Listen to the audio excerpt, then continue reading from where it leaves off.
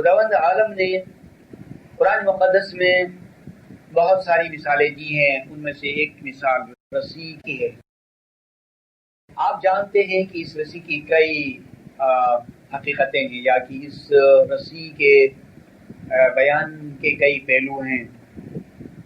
ایک پہلو تو یہ ہے کہ رسی وہاں پھینکی جاتی ہے یا کمن جہاں پر کہ کوئی انسان کسی کنویں میں یا کسی پست جگہ میں یا کسی کھائی میں مبتلا ہو جاتا ہے اور وہ اوپر نہیں چڑھ سکتا ہے، تو اس صورت میں اس کی طرف ایک رسی یا کمن پھینکی جاتی ہے۔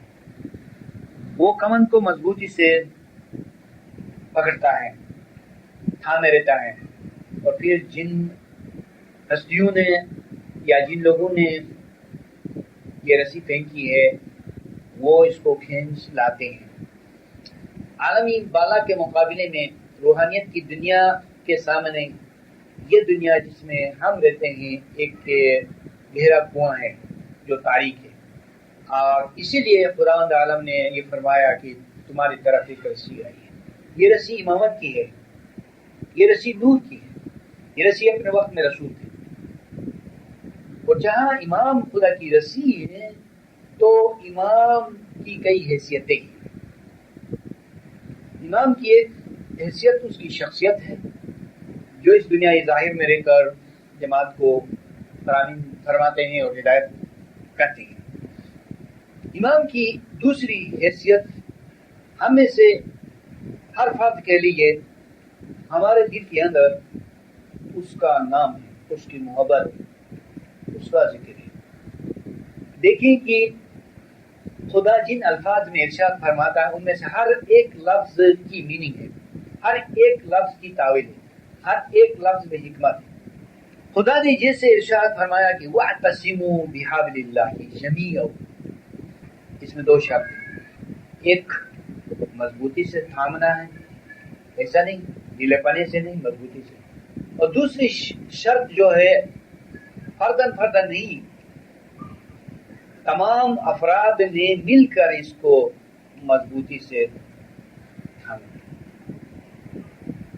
اور جمیعاً یہ نگیٹو ہے اور اس کا پازیٹیو ہے، ولا تفرقوا، یہ اس کی تشریح ہے کہ تم سب مل کر خدا کی رسی کو مضبوطی سے تھامے رہنا اور فرقہ فرقہ نہیں ہو جانا۔ پھر اس کی بہت تشریح ہے، اور ایک تشریح یہ بھی ہے کہ خداوند عالم نے جب یہ ارشاد فرمایا تھا تو اس وقت تمام مسلمان ایک ہی ہدایت کے جھنڈے کے تلے رہ رہے تھے، اور اس وقت یہ سب فرقے فرقہ نہیں ہوئے تھے۔ تو خداوند عالم نے اپنے علم کی روشنی میں دیکھا کہ مسلمان فرقہ فرقہ ہونے والے ہیں، لہذا اس کی ممانعت کے طور پر اور اس کی نہی کے طور پر ارشاد کرنا ہے۔ تو ایک کی تشریح اس کی یہ ہے مختصر، اور بھی اس کی تشریح ہے لیکن میں اس کی زیادہ وضاحت میں جانا نہیں چاہتا ہوں۔ اب آئیے اس حکم میں اس حکم کا اطلاق تمام مسلمین پر بھی ہے، اور اس حکم کا اطلاق جماعت پر بھی ہے، اور اس حکم کا اطلاق افراد پر بھی ہے۔ جہاں اس کا اطلاق جماعت پر ہے، میں نے تو مسلمین پر جس طرح اس کا اطلاق ہوتا تھا اس کا اشارہ کیا، اور جماعت پر جس طرح اس کا اطلاق ہوتا ہے وہ یہ ہے کہ ہر گروپ الگ الگ امام کی رسی کو نہ پکڑے، بلکہ مشرق سے لے کر مغرب تک جتنے افراد جماعت ہیں وہ سب مل کر امام کی رسی کو پکڑے۔ یہ تو ظاہر بات ہے، لیکن ڈھیلے پنے سے نہیں پکڑے بلکہ مضبوطی کے ساتھ پکڑے۔ اور امام کی رسی کو پکڑنے کے لیے ایک جگہ ہے، اور وہ جماعت خانہ ہے، کیونکہ ہر حکم کی بجاوری کے لیے ایک خاص مرکز ہوا کرتا ہے۔ یہ بات ہو گئی صاحب۔ اب اس کے بعد افراد کی طرف آئیے، اس کا اطلاق افراد پر بھی ہوتا ہے۔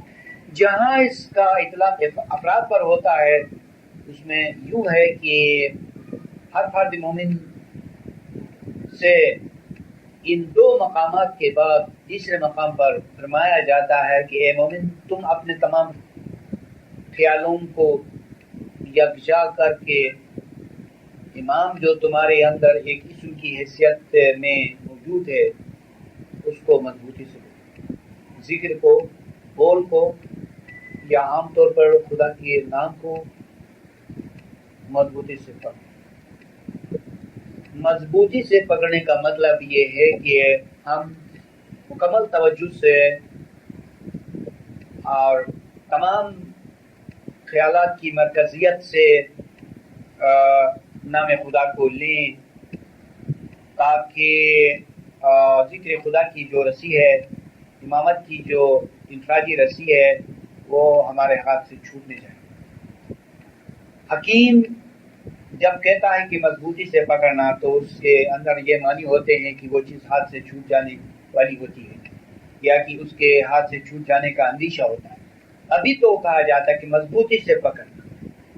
عام گفتگو میں بھی، دنیا کی مثال میں بھی، کوئی حکم کرنے والا جب کہتا ہے کہ مضبوطی سے پکڑو تو اس کے معنی یہ ہوتے ہیں کہ اس کو مضبوطی سے پکڑنا چاہیے، نہیں تو یہ چیز ہاتھ سے چھوٹ جانے والی ہوتی ہے۔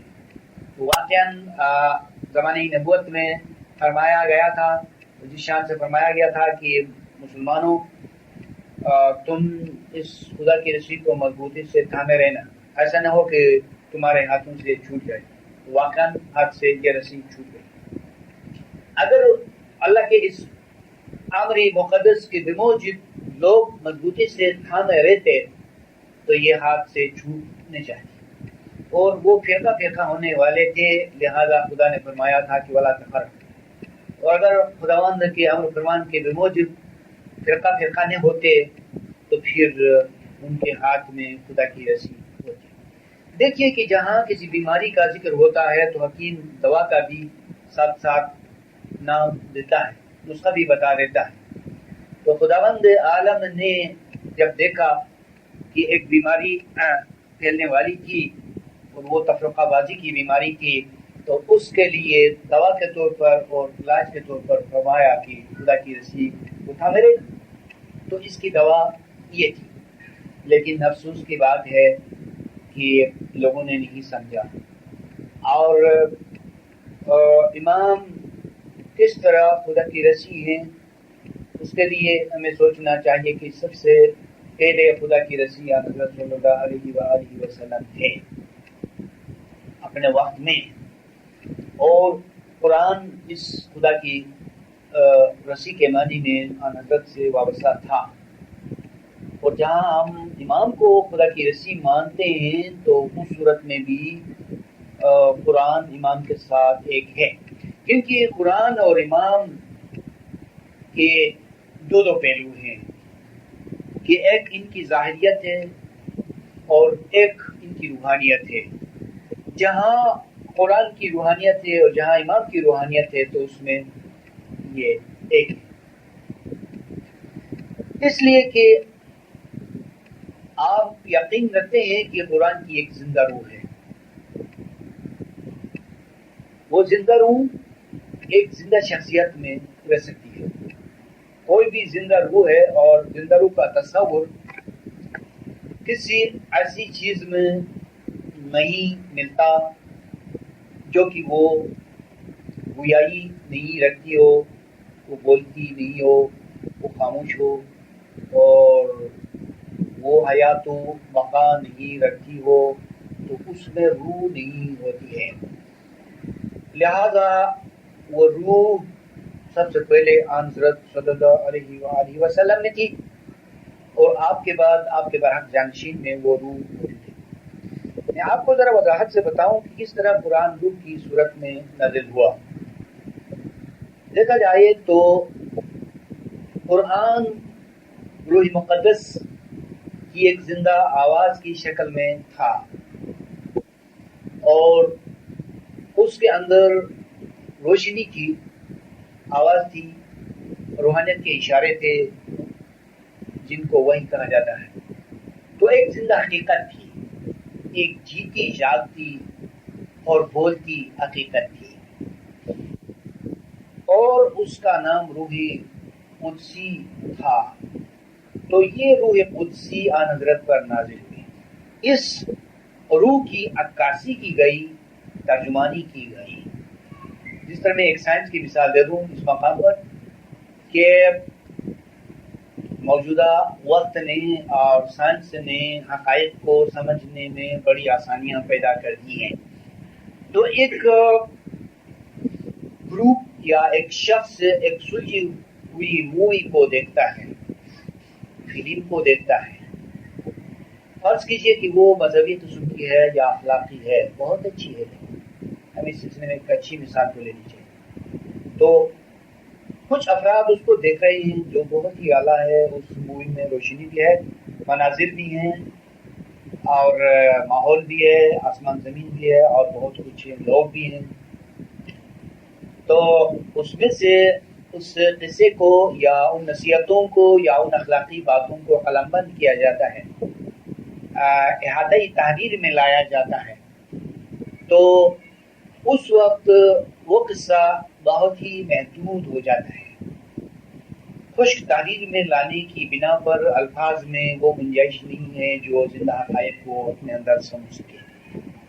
تو وہ مووی اور وہ قصہ اور وہ مناظر اور وہ سین اور وہ باغ اور وہ روشنی اور وہ مختلف مناظر قدرت، آسمان زمین کا سما، موسم اور بارش اور ہر چیز جو ہے یعنی شکل و صورت میں تحریر میں نہیں آ سکتی، اور آواز وغیرہ صوت و صدا رنگینیوں اور ہر چیز سے جو تحریر ہے وہ خوشصورتی بہت ہی محدود ہو جاتی ہے. کیوں؟ اس لیے کہ روحانیت کی چیزوں کو آپ مادیت میں سمو نہیں سکتے ہیں. یہ روحانیت کے جو حقائق ہیں وہ بہت ہی وسیع ہیں. یہ تو ایک مادی مثال ہوئی کہ مادی مثال بھی الفاظ میں جو ہے مادی چیزیں بھی پوری عنوان سے نہیں آ سکتی، پوری شان سے نہیں سمجھ سکتی. تو محدود الفاظ میں ایک قصہ بن جاتا ہے، کچھ الفاظ بن جاتے ہیں. لہذا یہ ممکن نہیں تھا کہ رسول نے نزول وحی کے دوران یا معراج کے سلسلے میں یا جبرائیل کے سامنے یا دیدار الہی کے سامنے اور ان عظیم واقعات کے نتیجے میں جو کچھ دیکھا تھا، جو مناظر تھے، ان تمام کو یعنی قرآن کی تحریر میں سمو نہیں سکتے تھے. اور آن حضرت نے قانون خداوندی کے مطابق یعنی ترجمانی کرائی اور موجودہ قرآن بنا. لیکن روح جو ہے، مناظر جو ہے، آواز جو ہے وہ آن حضرت میں باقی رہی. اب اس آواز کو قرآن میں منتقل کرنا، مذہب میں جو تاریخ میں اور ایک شخصیت میں منتقل کرنا، دونوں کا آپ یعنی سوچیں. سپوز علی میں منتقل کی گئی تو علی کی کئی حیثیتیں ہیں. علی پیغمبر کے شاگرد بھی ہیں اور بہت کچھ بھی ہے، علی کے وزیر بھی ہیں. تو علی کے دو پہلو ہیں، ایک باطنی پہلو ہے اور ایک ظاہری پہلو ہے. میں فی الحال ظاہری پہلو سے بات کرنا چاہتا ہوں. تو علی کو اسم اعظم دیا گیا اور انہوں نے بہت ہی جلدی سے اسم اعظم کی روشنی میں روحانی طور پر پیغمبر کے ساتھ رابطہ کو قائم کیا. اور ایک عام مثال سے سمجھیں، بیت الخیال سے آگے چل کر انہوں نے یعنی روحانیت کی بہت ساری منازل کو طے کیا، اور اسی اسنا میں رسول سے انہوں نے قرآن کو اپنے آپ میں منتقل کر لیا. تو انتقال کے دو مقام ہو گئے، ایک تحریر اور ایک زندہ شخصیت. تو دیکھیں کہ رسول نے دونوں چیزوں کو اپنے پیچھے رکھا. ایسا نہیں کیا کہ اس نے کتاب کو اپنے لیے رکھا ہو یا اس کو ہٹایا ہو. صاف صاف الفاظ میں بتایا کہ قرآن جن معنوں میں، جن حیثیتوں میں آن حضرت کی نورانیت سے جن مقامات پر منتقل ہوا تھا، ان دونوں مقامات کا نام دیا، کہا کہ اللہ کی کتاب اور میری فطرت اہل بیت.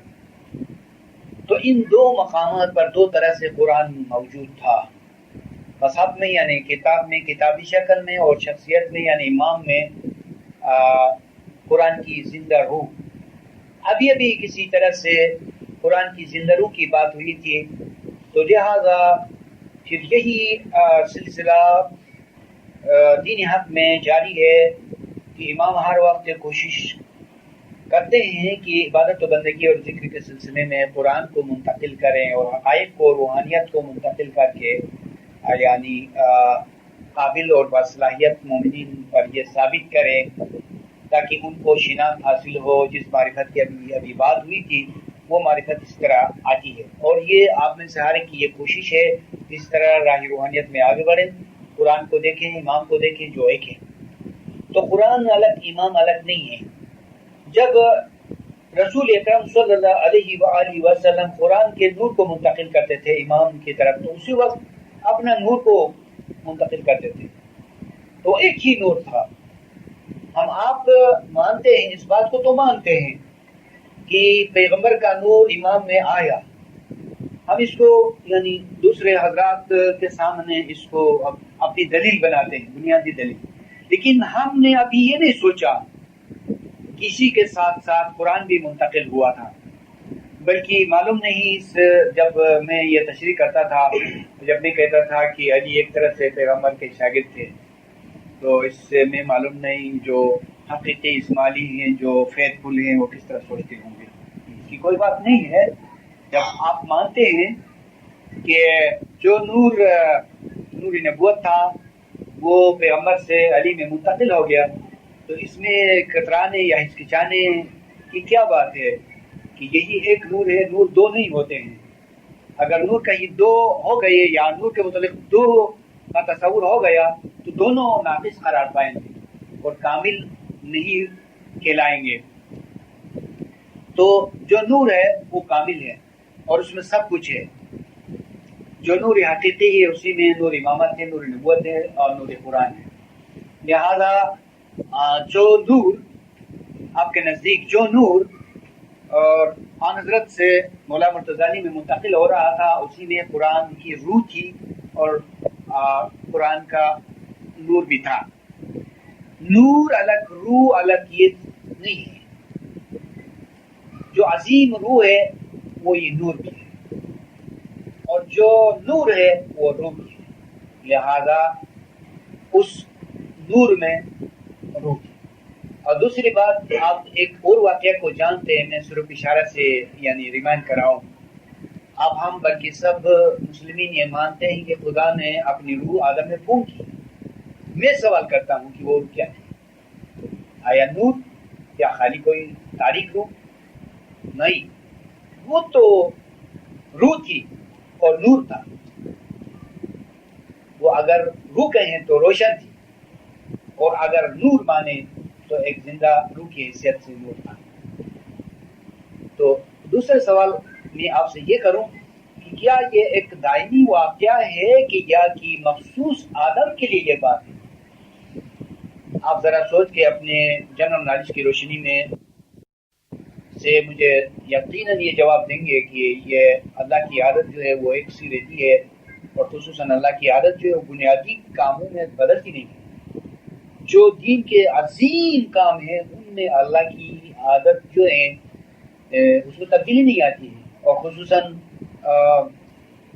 آدم میں خدا نے جو روح پھونکی تو یہ کام ہمیشہ ہوتا رہا۔ اور دوسری بات میں یہ بتاؤں کہ خدا کا جو فعل ہے، آیا خدا خود کرتا ہے یا انسانی کامل یعنی پیغمبر اور امام جو کام کرتے ہیں وہی کام خدا سے منسوب ہوتا ہے؟ میں یہ آپ سے سوال کروں۔ آپ جو ہمارے خوشمند عزیزان ہیں ضرور مجھے یہ جواب دیں گے کہ نہیں، خدا کا اپنا کوئی فعل نہیں ہے۔ جو فعل پیغمبر کرتا ہے، جو فعل امام کرتا ہے وہی خدا سے منسوب ہوتا ہے، اور خدا کہتا ہے کہ میں نے کیا۔ تو ہر سابق پیغمبر یعنی ہر پہلا پیغمبر اپنی جانشین کو اسم اعظم سونپتا ہے، دیتا ہے۔ تو اسم اعظم اور بول کا دینا خدا کی روح کو پھونکنا ہے، یہ فعل خدائی ہے۔ آپ کو کوئی دائی بول دیتا ہے یا کوئی پیر دیتا ہے یا امام خود دیتا ہے، تو مان لیجئے کہ خدا آپ میں وہی روح پھونکتا ہے جو آدم نے اس نے پھونکی تھی. تو میں کہاں سے کہاں آیا، اور میری گفتگو مربوط ہے کہ میں روح کی بات کرتا ہوں، نور کی منتقلی کی بات کرتا ہوں کہ حضرت صلی اللہ علیہ وآلہ وسلم عمر میں بڑے تھے اور رسول خدا تھے.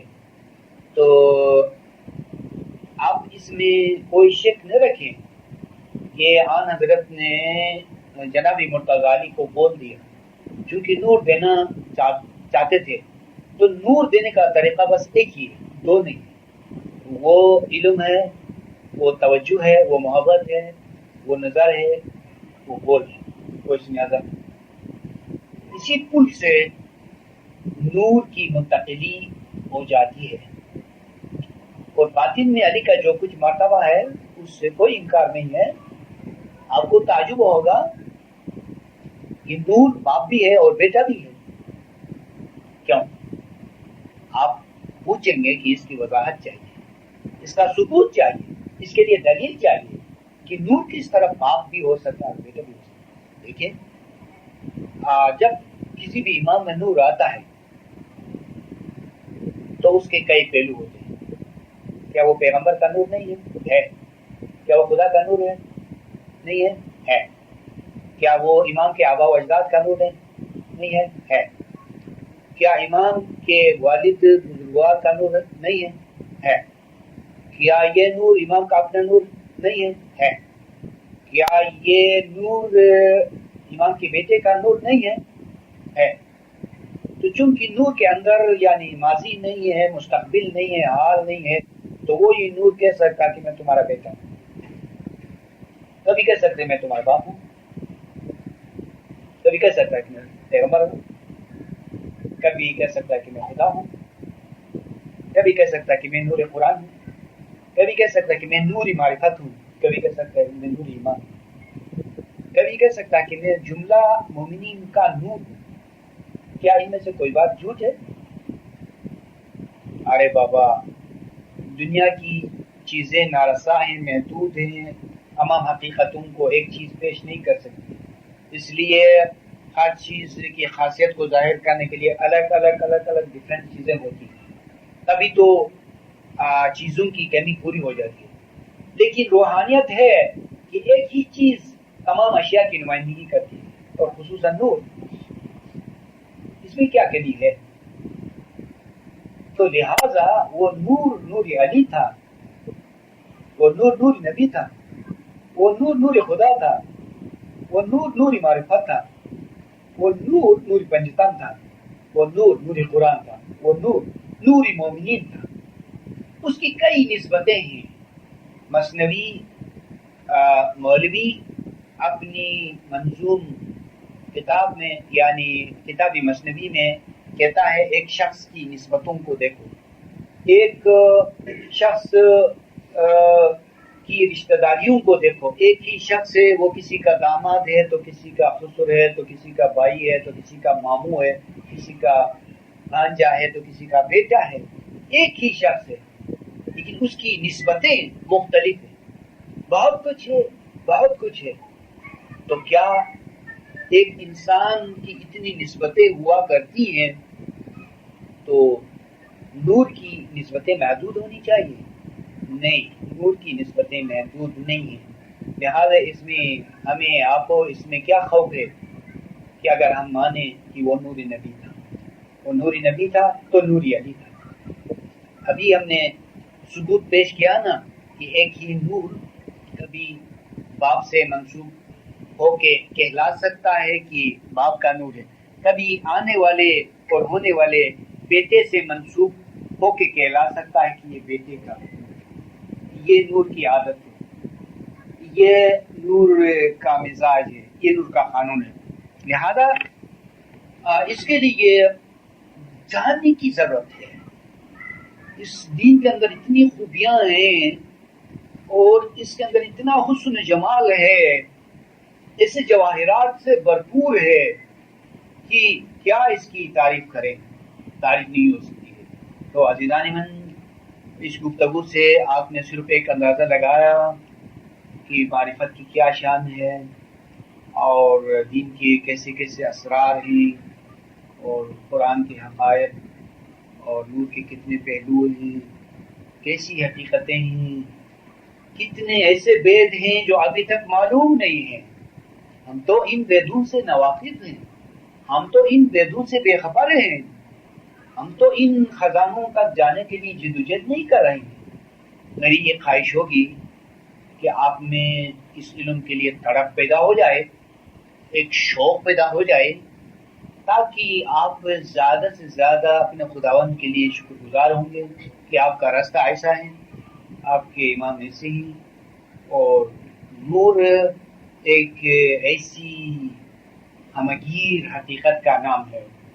تو میں اپنی گفتگو کو آپ کے وقت کے پیش نظر یہاں پر ختم کروں گا۔ شکریہ کہ آپ نے توجہ دی، مہربانی۔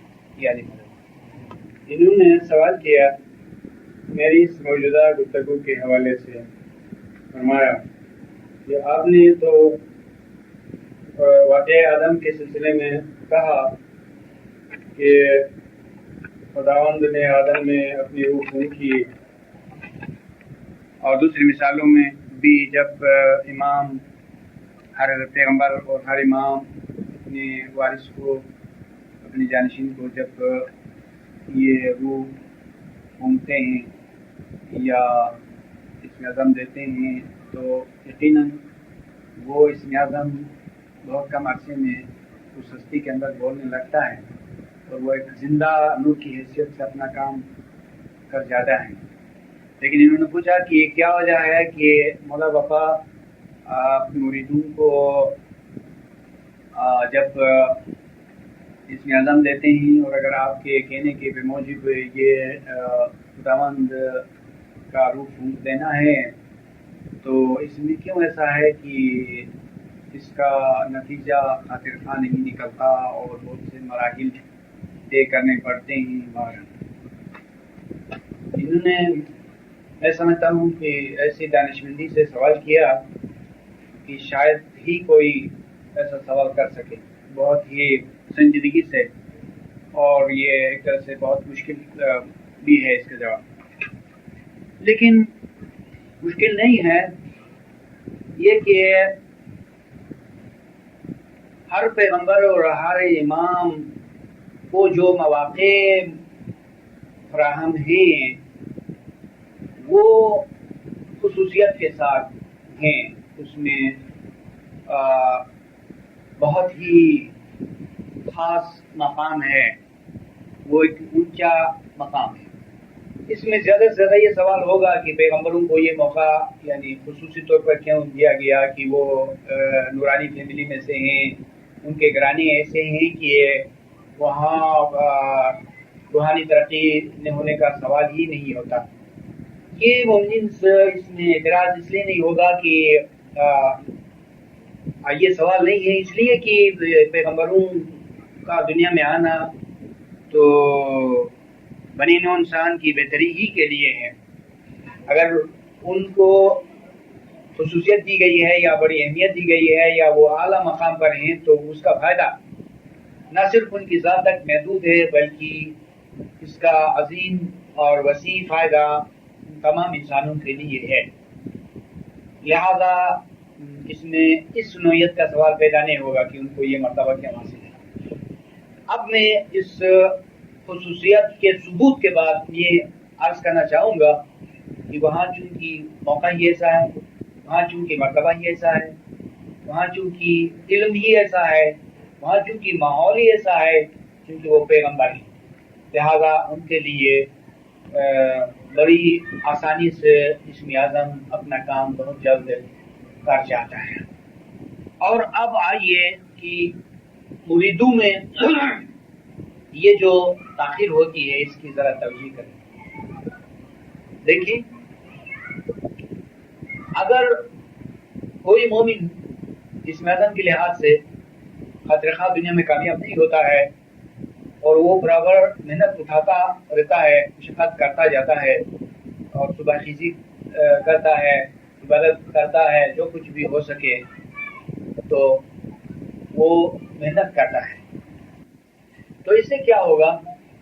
اس بندہ مومن کا ذرہ ذرہ، مشقت کا ہر ذرہ، ہر مقدار اور ہر چیز اس کے اعمال نامہ میں جمع ہو جائے گی. اور جب بندہ مومن اس دنیا سے عالم آخرت کو پوچھ کر جائے گا تو اس وقت اس کا سارا ثواب، اس کی تمام فضیلتیں اس کو میسر آئیں گی، اور وہ وہاں بہشت کو بڑے کام کی کامیابی کے بعد حاصل کرے گا. چونکہ بہشت نہیں کہتے ہیں مگر بڑے کام کی کامیابی کو. جس طرح ہم یہ مانتے ہیں کہ اس دنیا میں ہر مومن روحانیت کی بہشت کو نہیں پا سکتا ہے، لیکن وہ پر امید ہے، بلکہ یقین ہے کہ اس دنیا میں سے جانے کے بعد اس کو بہشت ملے گی. لیکن بہشت کس رنگ میں اور کس حیثیت سے ملے گی؟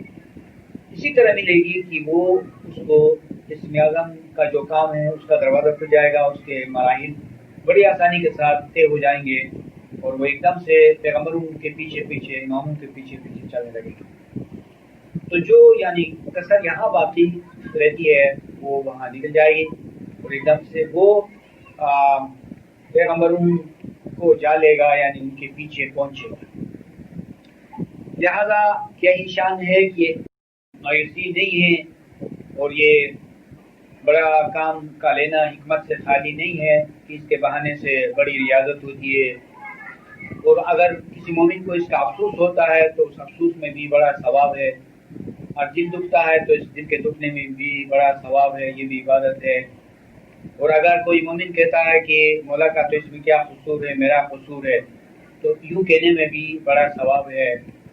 اور کہتا ہے کہ میں البتہ کمتر ہوں، یا کہتا ہے دوسرے لفظوں میں میں گناہگار ہوں، گناہ نہیں ہوتا تو میں اب تک کہ کہیں سے کہیں جا چکا ہوتا. تو یوں خیال کرنے میں بھی ادب ہے، عاجزی ہے. تو مطلب اس میں بہت عظیم حکمت ہے. اور امام جو اتنے مریدوں کو دیتے ہیں وہ سارے کامیاب نہیں ہو سکتے. اس کا مطلب یہ نہیں ہے کہ وہ سب کام ضائع ہیں. اس میں بہت نیکی ہے، اس میں بہت ثواب ہے، اور اس میں بہت اعمال ہے. اور پھر جیسے ہی اس دنیا سے فراغت ملے گی تو کوئی رکاوٹ، کوئی چیز یعنی سامنے رکاوٹ کے لیے نہیں ہوگی، اور بندہ مومن نفس امارت سے نجات پائے گا. اور جسم جو باعث رکاوٹ ہے اس سے وہ آخر بڑی میں منتقل ہو جائے گا، اور بڑی آسانی کے ساتھ قیامت میں وہ آنند عبادت میں روحانیت کے بہت سے مراحل کو طے کرے. یہ